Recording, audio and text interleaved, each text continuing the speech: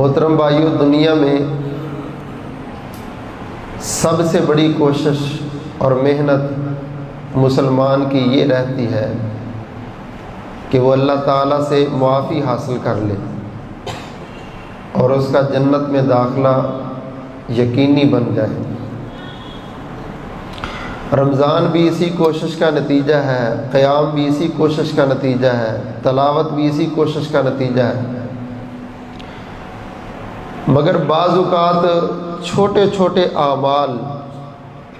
جو ہماری نظر میں کوئی حیثیت نہیں رکھتے، اس چھوٹے عمل پر بھی اللہ بندے کے سارے گناہ معاف کرنے کا اعلان کر دیتا،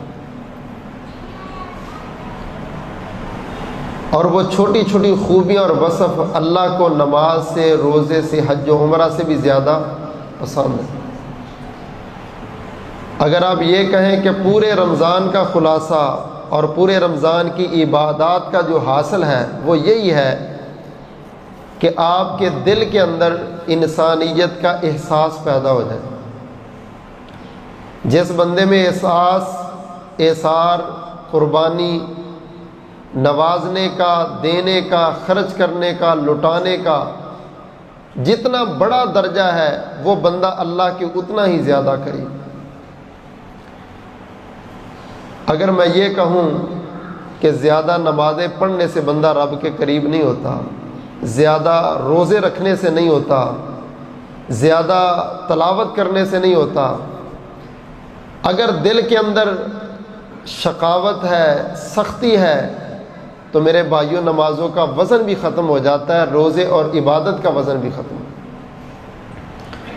صحابی پوچھتا ہے اللہ کے نبی صلی اللہ علیہ وسلم،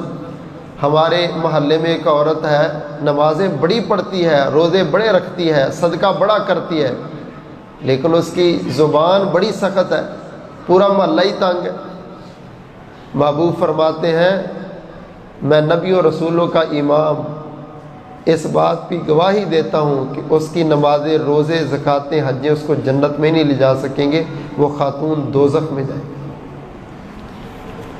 سچی بات یہ کہ یہ ایک حدیث، یہ ایک واقعہ اگر ہم سمجھ لیں تو پوری زندگی کی کایا بدل سکتی ہے۔